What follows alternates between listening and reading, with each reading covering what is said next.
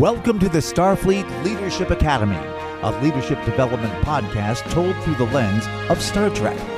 And now here's your host, Jeff Akin. Welcome, everyone. Thanks for joining me today. In this episode, Picard shows the value of just laughing with your team, while Dr. Pulaski demonstrates what it looks like to stand up for them. We're also going to explore a strategy for building trust with your teams that you can apply right away.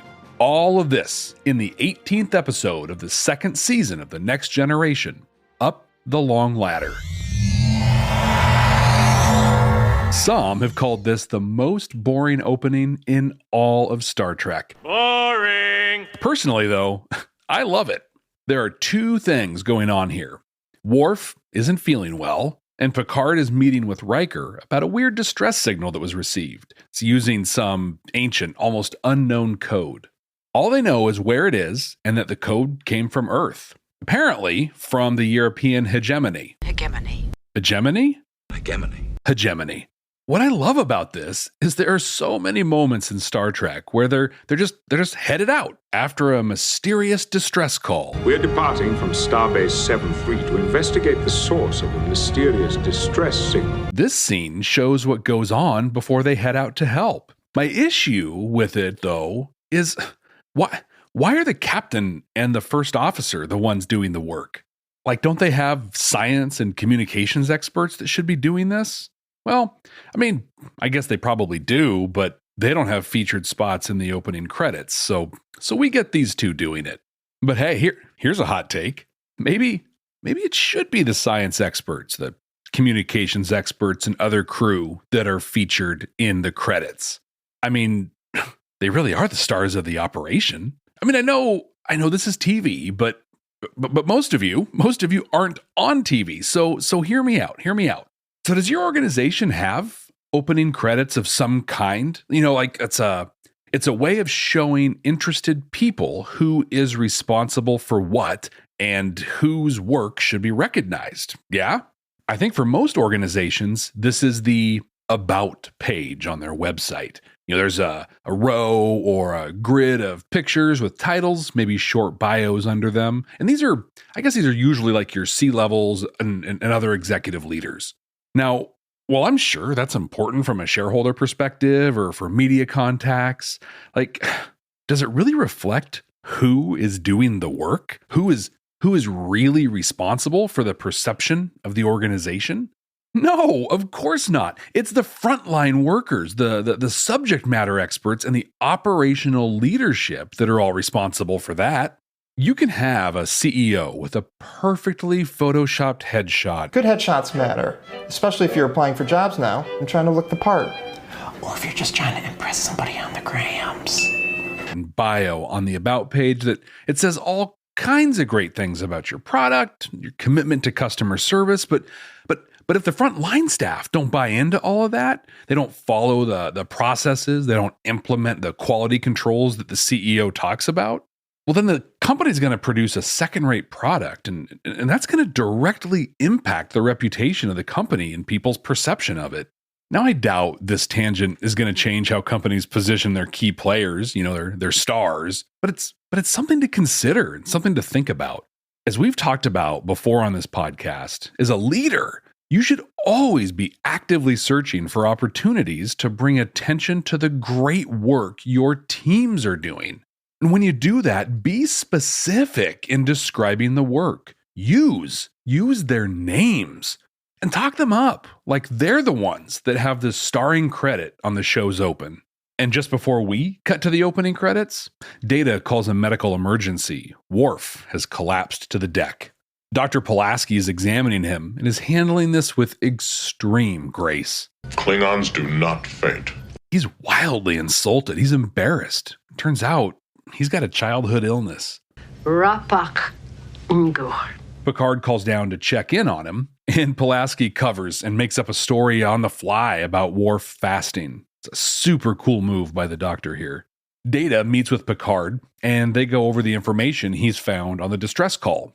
He's found the cargo manifest of the ship that they believe sent it. They believe it's a group of colonists that left Earth in the early 22nd century. Data thinks they're a group of utopians that left to return to a simpler lifestyle. After his treatment is done, Worf visits Pulaski in her office. He's even more impressed with Pulaski than even I am. He's brought a tea service to thank her. No one has ever performed the Klingon tea ceremony for me. She shows tremendous respect to his culture and knows the ceremony well. Worf tells her the tea is deadly to humans, but she knows what a big deal this is. So she takes an antidote, drinks the tea anyway. What's going on here? Tea ceremony. Oh, I guess it's an old ritual or something. It means that they are falling in love again. What happens next? It's it's really up to your imagination, but I think she gives us a little hint here. Now, quote me a little of that poetry.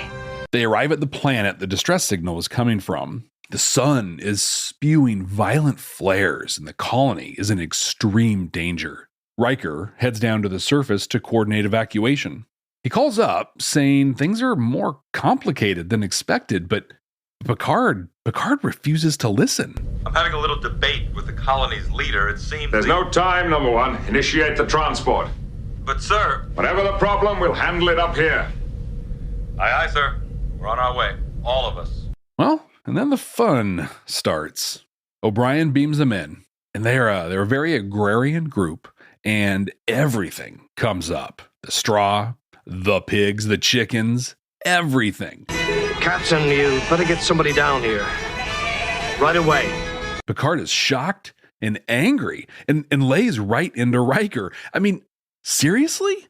Seriously? I mean, the dude tried to warn you, Captain. Come on.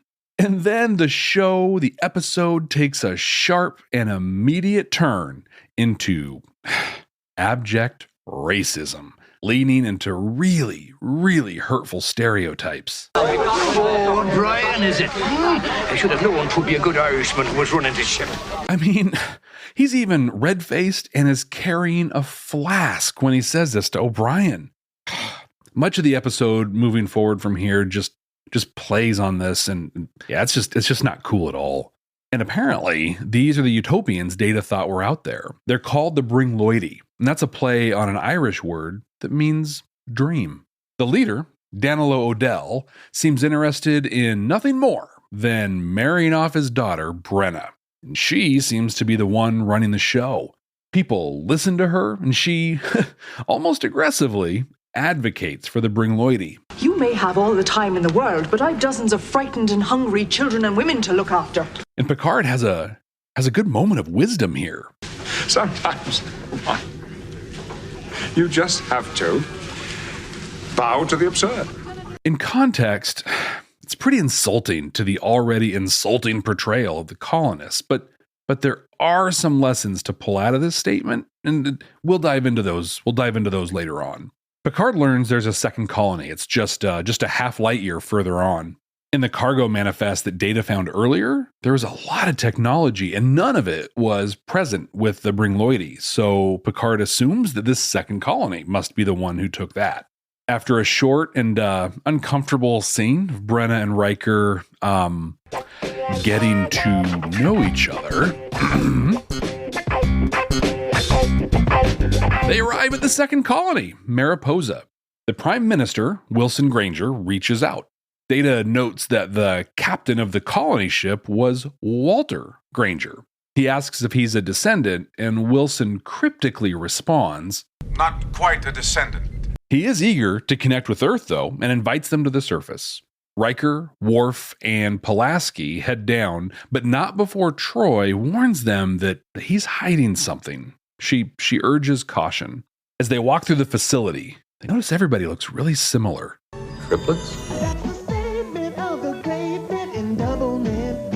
They arrive at the Prime Minister's office, and Pulaski calls him right out. Tell me, is your entire population made up of clones, Prime Minister? And he doesn't even try to hide it. He just admits that they're clones. And then he asks for help. We are 29 minutes into this episode, and finally we have something interesting. It turns out that most of the original colonists died upon landing due to a hull breach, and that just left 5 people, 3 men and 2 women that were all scientists. Deciding that there just weren't enough people to build a viable gene pool, they figured out how to clone themselves. And Pulaski sees their issue. It's really just the multiplicity problem. We made a copy from 2. And you know how sometimes you make a copy of a copy, it's not quite as sharp as, well, the original. Well, that's kind of what happened. The Mariposans want fresh DNA, tissue samples, specifically of members of the crew. And Riker freaks out. He wants nothing to do with this. The Mariposans, though, don't see this as a big deal. It's kind of a no harm, no foul kind of thing. Whether the crew gives the samples or not, nothing's going to change for them, but the colonists believe that they'll be saved, or at least refreshed. But Pulaski points out that this would just delay the inevitable, and in a few generations, they'd be right back in the exact same position. But not one to shy away from a problem, she asks to return to the planet. She wants to study the issue further. The Prime Minister and Picard both agree to let her go. Picard also agrees with Riker, and he refuses the request for tissue samples. He does agree, though, to send another crew down to help with equipment repairs around the colony. Now, this might come as a surprise to some of you, but I am not gifted with prescience, and I doubt any of you are either. But I am pretty sure I can see exactly where this is headed. This episode is just rife with subtlety. So Pulaski is wrapping up her research, and the repair crews are just about finished. So she and Riker check in with the Prime Minister, who has them stunned and kidnaps them. Geordi comes in looking for him, and the Prime Minister is all, I'm afraid I haven't seen him. And then we get a scene from a horror movie as they put these big old needles right into their stomachs. Ugh. Back on the Enterprise, Geordi finds Riker and Pulaski. Says he couldn't find them and that no one seemed to know where they were, but Geordi knew. He could tell they were hiding something. Pulaski takes a scan and can see some tissue was taken from her and Riker, specifically from the stomach lining, which apparently is the most ideal tissue for cloning purposes. Look, I know we have a few people that work in the sciences that are regular listeners. Can any of you verify that? I found it to be a very interesting point. And if it's not true, or it's something that we don't know yet, like, what was the point of even saying that? Star Trek. And do you remember back when I said Pulaski never shies away from trying to solve a problem? Well, same applies here. She and Riker immediately beam into the cloning labs and destroy the clones and the tissue samples. I will not be undermined by creatures bred in some laboratory. This forces a standoff between them and the Prime Minister. He says they're desperate and he defends their actions. This leads to Riker and Pulaski meeting with Picard and Troy. Troy tries to help them find some common ground. But really, we do have much in common. They're human beings fighting for survival. Would we do any less? Pulaski reiterates that even with new DNA, it's just delaying the inevitable. She and Picard, though, they land on a possible solution. Bring them together with the Bringloidi. They, the Bringloidi, need a place to live, and the Mariposans need, well, they need breeding stock. It's a match made in heaven. They all meet together, and they aren't interested. They insult each other and argue, but Picard won't tolerate it. I will not allow posturing and bigotry to destroy this meeting. Now please, sit down. They walk through their issues, and after a difficult negotiation, they finally agree. The Bringloidi will move to Mariposa, and the cultures will come together. With hard work, understanding, and patience, both groups' problems will be solved. Send in the clones. When this episode came up from computer in the last episode, I said I didn't remember anything about it. And after watching it for this podcast episode, I hope I can forget about it again. Ronald D. Moore, the genius behind Battlestar Galactica, and great Star Trek episodes like Family, The Pegasus, Inter Arma Enim Silent Legis, I'm sure I said that wrong, and Take Me Out to the Holosuite, had some pretty strong feelings on this episode. He's on the record calling it embarrassing and terrible beyond terrible. And hey, who am I to argue with Ronald D. Moore, right? I think, though, there were 2 really great episodes buried in this heaping dumpster fire. The relationship between Worf and Pulaski, like diving into her respect for Klingon culture and stuff, and then the concept of a colony made completely of clones. Oh, it'd be great. But the Worf Pulaski story was over before the end of the first act, and we didn't even get to the concept of the clones till well after the halfway point of the show. But I really think there's a lot in both of those ideas to dive into. We were teased with some cool concepts with the clones, infusions of new DNA, replicative failing, and a total aversion to biological reproduction. There's some really deep philosophical and ethical examinations to be had on those subjects, but instead we got Irish stereotypes trying to find the right booze from the replicator. The writer, Melissa Snodgrass, said this was supposed to be a commentary on immigration. Yeah, I think you kind of missed the mark on that one here. There was even this whole weird scene where Riker was going to help Brenna wash her feet, which, not surprisingly, is a pretty childish euphemism that just gave him an excuse to put her in a half sweater and have Riker get some smoochy on screen. It's no secret that TNG was still, finding its footing in the second season. And while there are some standout episodes like Q Who and of course The Measure of a Man, almost the whole rest of the season is pretty rough. And if this one isn't the worst, it is certainly one of them. And in fact, I'm going to go so far. I'm going to say it. This is probably one of the worst episodes in all of Star Trek. Worst episode ever. Command codes verified. But being one of the worst episodes of Star Trek doesn't mean there's nothing to learn from it. We have some great lessons to dive into on this one. The Starfleet Leadership Academy is supported by listeners just like you. Click the link in the show notes to support the ongoing production of this podcast. First, let's talk about just how great Pulaski is. She shines in her role as a medical professional and a scientist through this whole episode. But in her interactions with Worf, she really shines as a leader too. First, she knows Worf, and she both honors and celebrates his culture. When she's initially diagnosing him, he pushes back. She doesn't argue with him. She doesn't try to prove her point. She understands that arguing or pushing back will accomplish nothing more than just escalating a conflict. So she just acknowledges and rolls with it. As a leader, you can very easily do the same. As we've talked about before, it's just not important to argue or prove that you're right. If the person you're talking to passionately feels a certain way or believes a thing, there isn't really anything you can say to change their mind. So don't argue, just acknowledge and roll through it. Here we go. Let's give you an example. That wasn't a mistake. That's just the way the program works. No, it doesn't.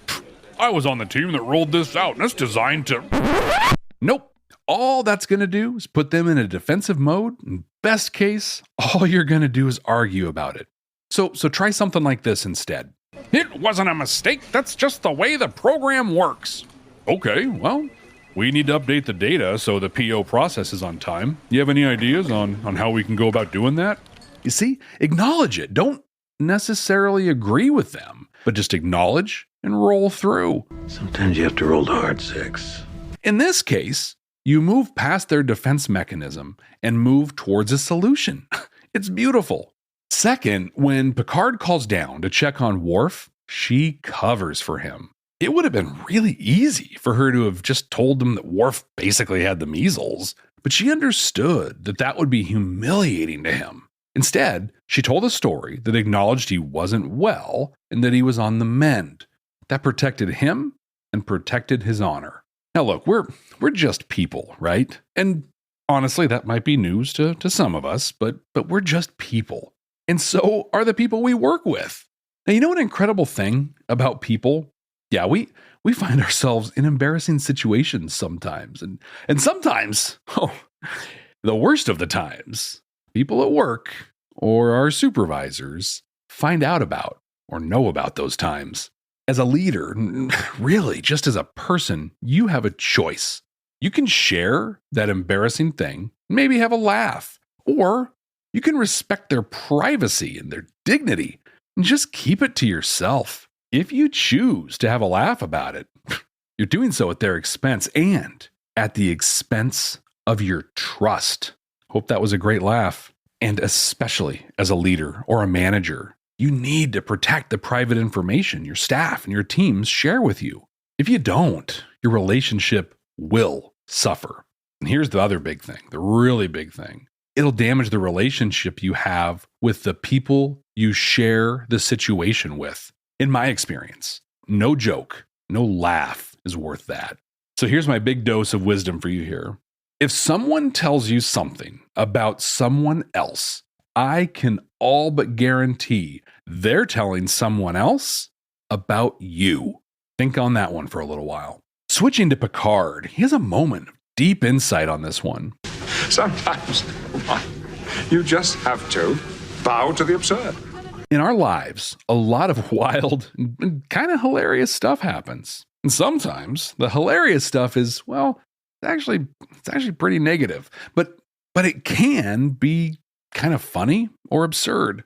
In this episode, Picard walks in on an agricultural group of manual laborers surrounded by barnyard animals and stray straw that are trying to figure out why a fire suppression system went off. I mean, it's a mess. It's wild and chaotic. But Picard stops and finds humor in the moment. He takes what could have been a frustrating and anxiety-inducing situation and creates a moment that allows him and everyone around him to shrug it off and move on. It makes me think of a situation a client of mine had. They worked for a good-sized regional nonprofit. And they spent a lot of their time looking for funding streams and grant opportunities. And they were really good at it. Well, that's not fair. I mean, they still work there, and at least at the time of this recording. And so they are good at it. If you've ever worked with grants before, applied for them, or actually executed them, you know the paperwork and the bureaucracy that's built into them. Then add the layers that exist in many nonprofits, and you have the setup to be a very disappointing story. A disappointing story that can really make you laugh. So here's what happened. They get approval from their board to apply for a grant. I think it was worth $50,000. $1 million. $1 million isn't exactly a lot of money these days. Okay, then. We hold the world ransom for $100 billion. They work super hard through the application, the writing process, and eventually, when they're done, they're awarded the grant. Hooray, right? Well, not in this case. It took the award to the board for them to formally accept it. Remember now, they said, they're the ones that said it was okay to go and get this grant, right? Well, now that they have access to the funds, they had all kinds of other ideas on how to spend it, and none of them were for what the grant writers said they'd be spending it on. Apparently, this was pretty common, something they ran into a lot. In fact, my clients said they halfway expected this to happen, but they sure hoped it wouldn't. I mean, they'd spent a long time on this. They even spent some of their political capital with their network to make this happen. And then, a moment of hope. The board called them back and said that they were going to accept the grant if they could redirect like $20,000 of it. Dejected, my client told them they couldn't do that and put the whole award at risk. So the board refused it. This was heartbreaking for them. It was sad. And it was at least a little bit insulting. Now, I feel like they would be really justified if they'd gotten really upset. I mean, they could have called board members up, given them a piece of their mind. You know, they could have even threatened to quit. They could even write a very sternly worded letter. But none of those things would have made a difference at all.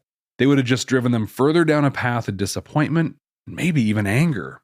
Instead, they just laughed. Of course we blew this opportunity, they said to themselves. And immediately, or just about immediately, they were okay with it. And here's where the power of that laughter really comes to light. Because they were okay with what happened, and they weren't disappointed or angry, they were in a clear state to address the problem. They were able to meet with individual board members, showing them objective data about the funding opportunities their inconsistency had cost them. Now, I wish I knew if things changed or got better for that organization or not, but this is actually happening right now. Like, this is a real-time thing. I actually just spoke with this person the other day about this exact situation and the discussions they're still having. But the point is, laughing at the situation you can't do anything else about, or as Picard says, bowing to the absurd, can allow you to focus on the actual problem and look for a solution.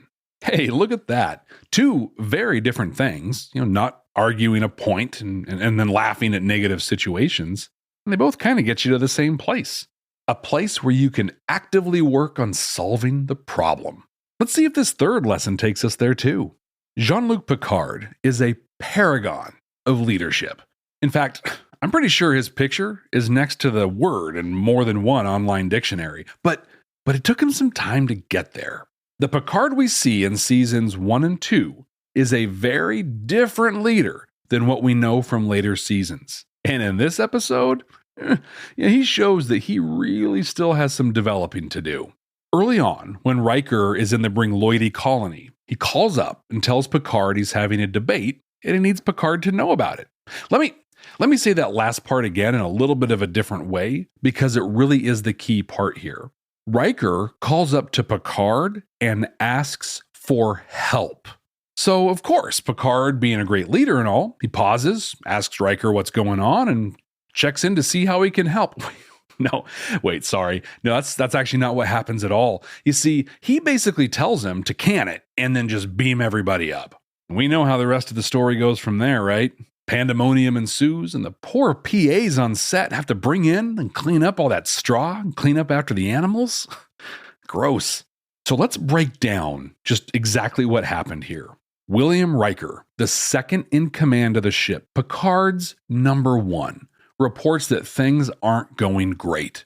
Now remember, Picard and Riker have developed a trusting, supportive relationship at this point, and Riker is leaning on that relationship, on that trust, as he asks for help.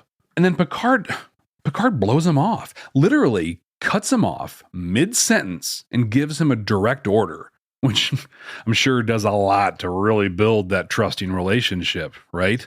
And after that, and honestly, this is the part that really gets me. After that, when O'Brien calls for assistance, he heads to the transporter room and he gets angry. He's upset that the room is a mess and he had an opportunity to do something about it. Let me put this a little differently. This is like your toddler trying to tell you they need to use the toilet, you not listening to them and actually telling them just to keep playing, and then they have an accident in their pants and you get mad at them. Like, where's the logic in that? All the mischief and absurdity in this episode could have been handled in a much better way if Picard had taken 2 minutes and just listened to Riker. After seeing the mess in the transporter room, his solution was to beam them all to Cargo Bay 7. And he could have just set that up from the go if he had just listened. So this time, let's break down what should have happened. Riker says he's having a debate. Picard asks what he can do. Riker explains the situation, and then they have a short back and forth that results in the colony being transported directly into the cargo hold. Counselor Troy and Dr. Pulaski are waiting for them in there so they can be sure they're healthy and they can help them acclimate to a dramatically different level of technology and a very different culture. From there, they find out about the Mariposans, and at this point, we're maybe like 8-9 minutes into the episode. So now we can spend more time with Pulaski and Worf. We can explore the ethical and philosophical dilemmas the clones present. But that didn't happen. So think about situations in your workplace, or even just in your life as a whole, where you should have listened before moving on to the next step. Then think about what you can do to ensure you give people the time and the space needed to give you all the important and relevant information. And here's what I want you to do after you've thought on this. I want you to go to Facebook. I want you to find and join the SFLA podcast group and share your strategy. You can find that by searching for the Starfleet Leadership Academy or SFLA podcast. This group is a growing community of leaders, managers, and Star Trek fans that share ideas, help each other grow and develop. I look forward to seeing you there and hearing about your strategy. What memories do you have of this episode? Let me know. We're on Twitter at SFLA Podcast, and you can follow me on all the social media at Jeff T. Akin. Jeff, T as in tea ceremony, Akin. And visit our updated website, jeffakin.com. In the bottom right corner, there's a microphone icon. Click that and you can leave me a voicemail. In fact, if you leave me a voicemail, I just might include it on a future episode of the Starfleet Leadership Academy. Okay, computer, what are we going to watch next time? Working.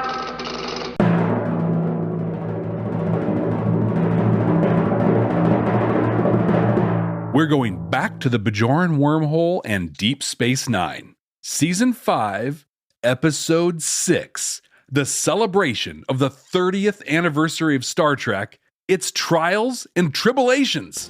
Cadets, if you have not seen this episode before, watch it right now.